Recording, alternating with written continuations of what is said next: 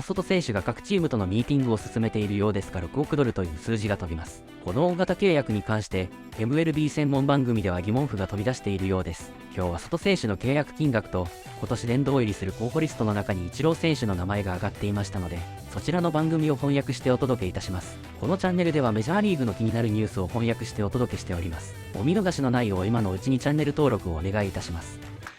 We have news to get to, some new tricklets of information coming in on the Juan Soto free agent. Tricklets, I like that. We'll get to that in a sec. We also have from Fox Sports, Chris Myers. Chris Myers is going to be with us. Chris Myers.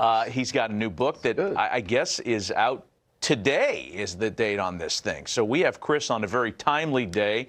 Some Astros news to get to. Manager of the Year preview. We're going to go over in a moment the Rookies of the Year as we learned about them live on MLB Network yesterday. BBWAA Awards Week continues. Let's circle back to this Soto thing. We're going to get into it, I guess, a little deeper in just a little bit. Yeah, we'll dive in. But it's a source that put a report out that caught your attention. I'll put it that way. Well, yeah, a source being Carlos Baerga. All right. Former Major League All-Star Carlos Baerga. When I saw the number 660, I thought of Willie Mays' home run total. But $660 million is what he's saying was offered to Soto by the Mets. That's their initial offer. Now, here's what I find intriguing, and we're going to dive into this a little bit later. Carlos Baerga called Verlander going to the Mets and the money, on the money. Okay. He called a few different ones along the way that have been just like amazing to me. So he's got that. I think he had Justin Turner going to Toronto. Justin Turner going to Toronto. Yes. So Carlos is wired in somewhere. He is wired in. So it's not fake news. Fake news? No. So if that 660 number is there, man, we'll have to dive into that a little bit later. But you're telling me he's 2 times worth what Machado and Harper got at the same age? And that much more money than what the Yankees are paying Aaron Judge? Yeah, I mean, come on. He doesn't pitch. That's a staggering Let's not forget how we got to that number with Shohei Ohtani. That's close to the Ohtani number. As a starting shot, as an opening salvo. Yeah. If, in fact, it's accurate. So we'll get into that in a little bit. Let's get back to the awards. And while you were watching perhaps something else last night, we hope you were watching the Rookie of the Year show. A good watch, as always. BBWAA Awards Week kicking off yesterday. We learned Paul Skeens, not a shock, the favorite, the really heavy chalk favorite to win National League Cy Young. Luis Gil of the Yankees wins the American League honor. Yeah, local news here had him as Gil. Shame on that. Guy was really good for the Yankees. In fact, starting pitchers to win Rookie of the Year in the same season, you got to go back to 81. We talked about this yesterday. Rags and Fernando. And then in 76, I believe Pat Zachary was co-Rookie of the Year that season in the National League, if I'm not mistaken. Wow. Yeah. And the Bird won it for the Tigers in 76. So it's rare when a year like this comes along. Look, there wasn't a lot of drama here. I know that there was a lot of people that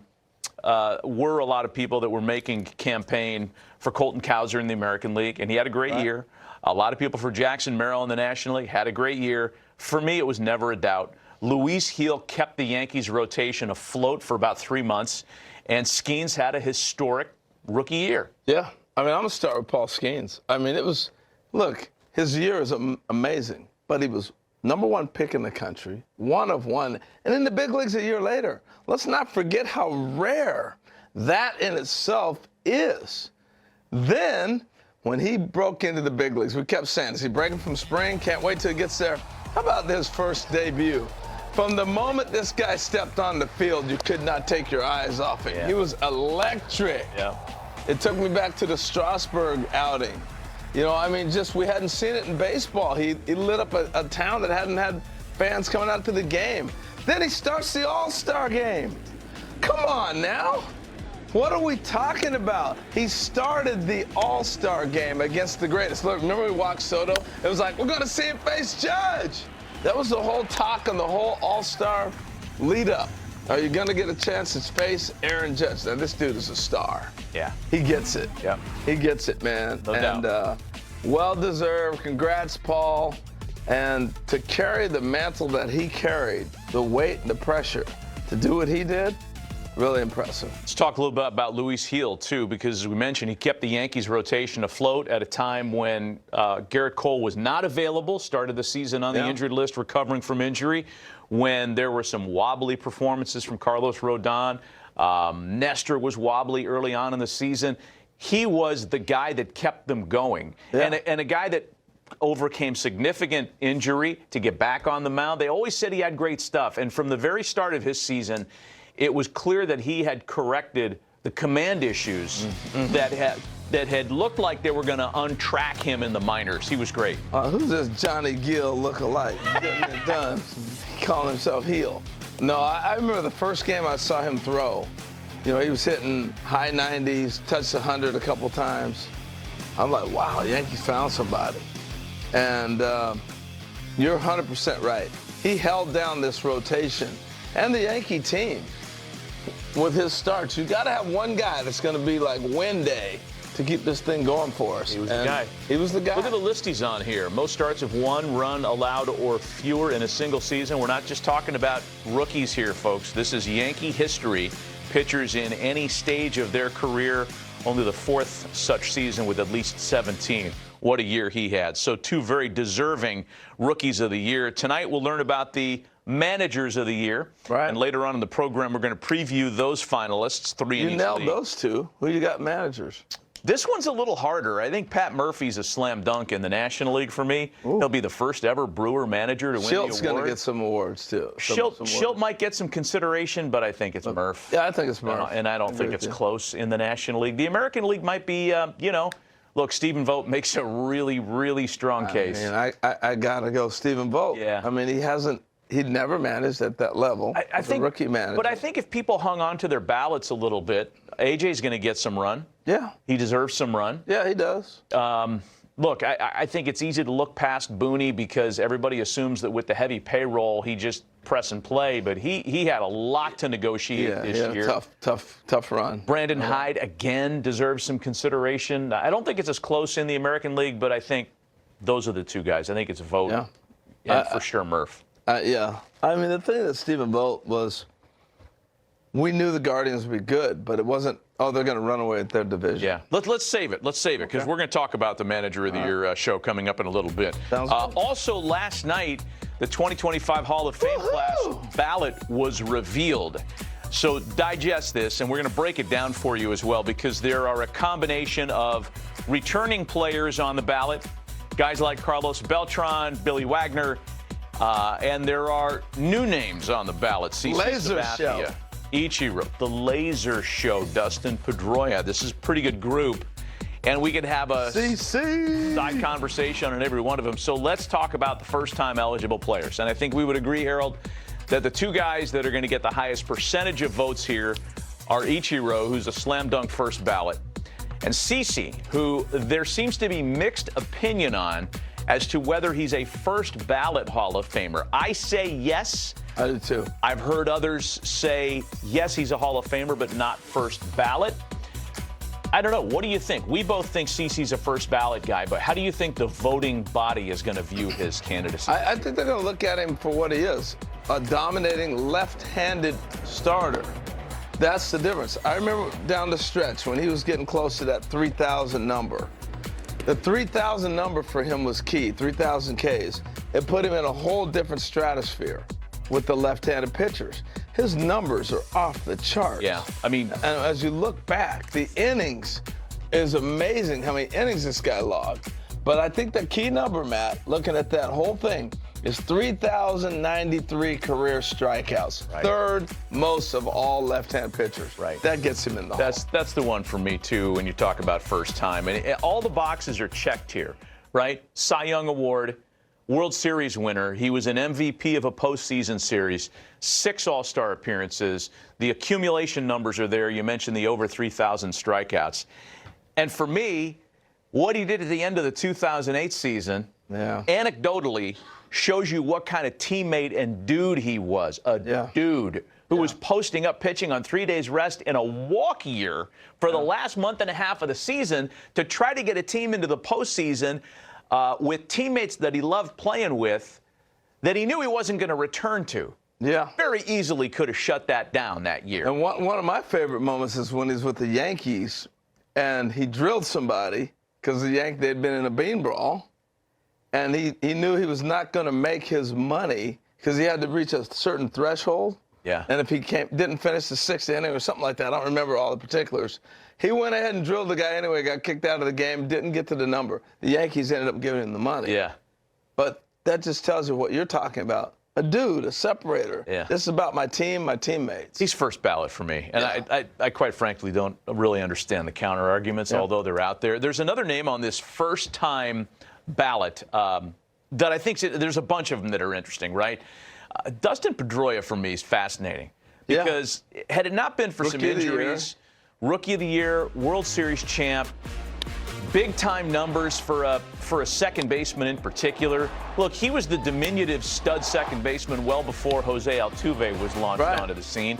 And if you add a few years to the back of his career, and he lost at least 2.5 years to injury, here's where his WAR would factor in, right? So if we added, and we had Keith Costas went through this for us, if you put an additional 500 games on his resume, he would have finished with a career WAR of just under 70, which is around where the average Hall of Famer at second base lives. Gritch, Frankie Frisch, Whitaker, these are all notable second basemen. Lou should be in the Hall of Fame. And so I think Gritch should too. Caru's in there, played a lot of first base. Look, the Joe Morgans of the world aren't coming back. That's a once-in-a-lifetime generational player. But I think there's a case to be made for Pedroia here. I don't know if it's going to land him in Cooperstown, but he's going to be fascinating. I know there's a lot of Boston writers that are going to put him in there. They're going to try. Well, I think what happens, and this is my argument all the time with this, so it's nothing new, but you got to compare the guy to the generation he played in. You've been saying it for years. He's one of the best in his generation, and the way he conducted himself, pushed himself, carried his team, it separated him in his generation of players. And that should have some merit. And he put numbers up. My favorite story about this guy, Joe Mauer, Hall of Famer now, is catching with the Twins. Pedroia's at the plate and he fouls off like 10 balls in a row. And Joe looks up at him and says, "I don't know what to throw you." He says, "That's all right, Joe. Neither does the rest of the league." You know, just things like character, personality. Those things play for me. Yeah. And he was a personality on a team that had a lot of characters. You know, you look at Millar gets a lot of run for his personality, but Poppy, Pedro, all those, he's in the middle of that team carrying those guys to a title. Yeah. I just think he's a Hall of Famer. Hey, Keith Costas, I don't know if you were working on the showcase game. This is years ago when Pedroia's playing with the Red Sox, and it was Smoltz and I doing the game. We're up in the press box during batting practice, and Smoltz is friendly with Pedroia, and he's yelling at him, "Hey, blah, blah, blah, blah, you know, get me a ball, get me a ball." The press box and the plate at Fenway, that's a big space, right? There's a lot of room there. Pedroia picks a baseball up out of the bucket, hits a fungo, almost gets it in the window. Second one, picks it up again, hits a fungo, gets it right in the window, and Smoltz barehands it. Like, the guy had some skills that were hard to quantify. I do remember that. It was a little like that Ichiro commercial, except in real life, and no special effects there, Matty. But the thing I was going to mention, you talk about different generations. One of my favorite Pedroia stories, remember what everyone used to talk about with Alex Bregman when he was a bat boy at ASU? Saw Pedroia play when he was like 10 years old and said, "That's the guy I want to be like." Turned out to be Dustin Pedroia. Fast forward another generation, Alex Bregman. You mentioned Altuve, sort of this generation's version of that diminutive power-hitting infielder. Just cool how the generations connect like that. Yeah, for sure. That's a good one. It is, no doubt. And you know what? We brought up Ichiro's name a couple times. Can't overlook him. He's first ballot, slam dunk. He's going in. I want to talk to the guy that doesn't vote for Ichiro on the first ballot. Yeah. There might be one of these, wisecracking dissenters who tries to make a mark for himself and make some. We got stupid one guy, case. right? That's Mariano. Is that right, Keith? He's the only one, 100%. That's Yep, correct. there was someone that had an issue with Jeter, too, so we'll have a word with him eventually as well. I believe Derek spoke to that guy in person. He mentioned him in his speech. Yeah. Thanks to all the writers, except for one. Yeah. It's good stuff. We're going to be kicking this one around for the next couple of months, of course. Ballot is out today. Well, we haven't talked a lot about Juan Soto, and we've been on the air for 40 minutes, so let's fix that. Here we go. Some fresh Soto news. with that very high-profile, pricey free agency out there. Reports say that he is meeting with the Los Angeles Dodgers this week. So that means there have been meetings with all the high-priced players after the latest round of meetings with his incumbent employer, the New York Yankees, and he is expected to sign, I don't know who this is being attributed to, by the winter meetings, if not at the winter meetings, which would be kind of a nice little touch. Well, think about it. If you're the Yankees, you go, I want last shot, right? Okay. So he's been Red Sox, Toronto. Who else we heard of? Mets. Today's the Dodgers. Right. And then the the Yankees. Yankees. Right.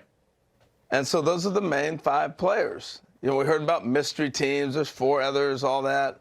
I think everybody's getting to the point of, okay, are we playing in the 600 territory if that number's real? These 5 teams are probably the only ones doing it. So yeah, I think I said yesterday, it looks like they've accelerated the meetings and everything else. What are you going to tell him? Hey, there's a what? Madison Square Garden's the famous basketball court in the world. What are you going to tell him? Yeah.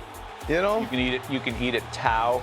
Yeah, I Like, mean, you can do that as a Met, too, by the way. yeah, so everybody's sitting there going, even in L.A., you know, there's the Hollywood star. I mean, what the heck? We give him a star on Hollywood? Yeah. You know, what are they going to do for him? It's about the dollar. Right. Now we start hearing the money. So we should remind folks of what we talked about to start the show if you weren't with us at the top of the hour, and that's the Carlos Baerga-generated report. According to Hector Gomez, vis-a-vis Carlos Baerga, the Mets' initial offer to Juan Soto yesterday in L.A., $660. Remember, after he was reportedly turning down the $450 that the Nationals offered him before they eventually sent him to San Diego, and then he went to San Diego and took 1.5 years off of his career just to take walks, we all thought the $450 was gone. We thought it was a calculated error that he didn't take the $450. Yeah. He was right. He and his camp, the Boris camp, who, by the way, they know more about this than we do, turns out they made a pretty good choice in saying no to the $450. Yeah, I think there's some things that factored in there. There's no doubt about it with how you turn that down. What was he, 23, 24 years old? With controllable service time left, but, you know, there's... But, you know, I mean, here we are. I'm staggered at the number. I know everybody's holding up signs at the game, 600 million, 750, and I never really thought it was getting there. If Shohei Ohtani, the greatest player on the planet, is paid for doing 2 things: pitching as a starter and hitting homers as a DH, got $700 million. How in the world are you going to give a player who plays in the outfield and he can hit, best hitter out there, the same amount of money? Yeah. He doesn't pitch. Bobby Witt doesn't pitch. Look, Judge doesn't pitch. Harper doesn't pitch. You know, Machado doesn't pitch. You know what's happened there with the Boris Corp folks. They got the coffee table book. They got the presentation. This is what Juan Soto will do for your Dominican Academy players. This is what he'll do for your legacy. This is what he'll do for your marketing. Oh, and by the way, plus 15 on your win total from last year. Like, they make a very powerful presentation. So if that number gets to 660 as is being reported out there, guess we shouldn't be surprised. I've always said the player negotiates the contract by how you play. He could not have had a better year. Yeah. He brought the Yankees to the World Series. They don't get there without him. Mm-hmm. The year he put up, he was incredible. He bounced back this year because he didn't swing the bat like he was capable the last couple seasons. He was incredible, off the chain, best hitter in baseball. So Juan Soto did what he needed to do, and now Scott Boras is doing what he needs to do. He's going to get his money. Yeah. He is. I just want to know where, that's all. But the most interesting part of this to me isn't the dollar figures. I'm not qualified to be sifting through all those things.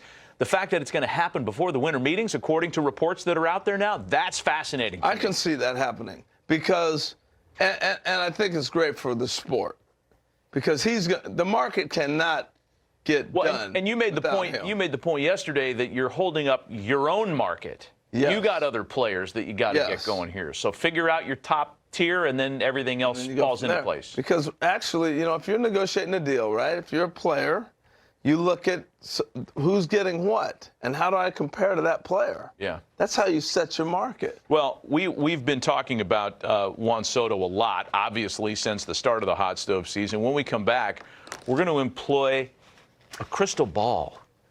No, this still has little pieces of, yes, that's right. Peer into the crystal ball and make predictions for the 2025 season. Next on Hot Stove. All right. Name the starting digit of Juan Soto's final contract. Well, I mean, look, the report that we had today is that it's going to start with a 6.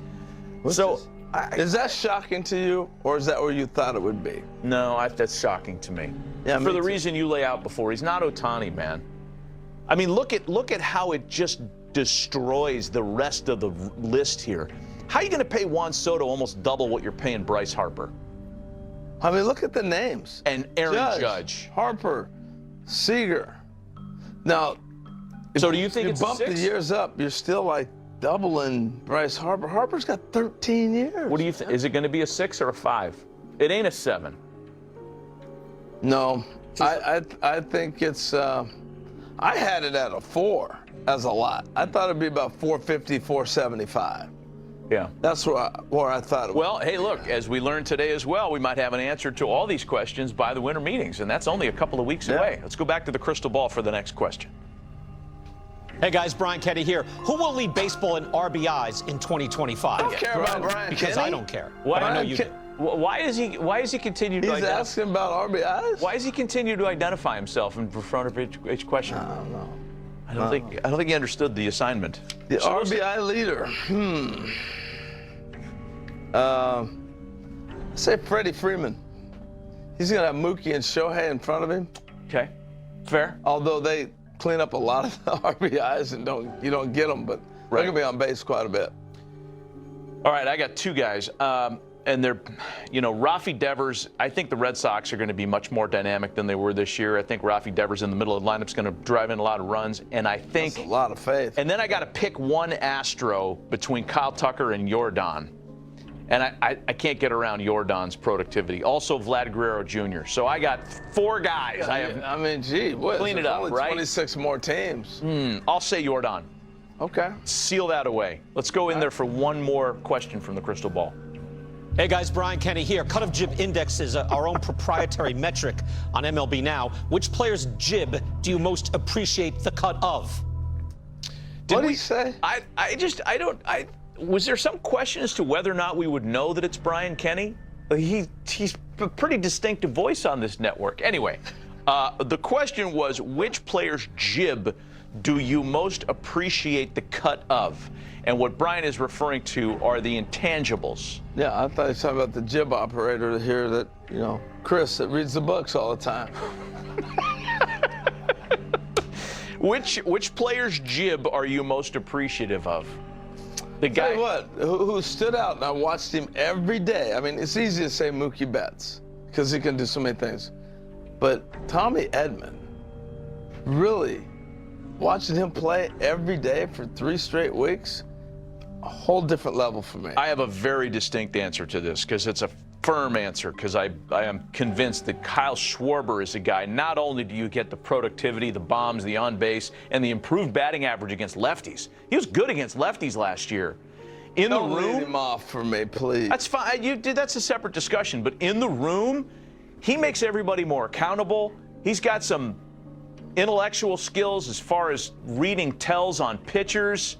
Yeah. He's good, man. He's the really guy. good. He's the guy for me.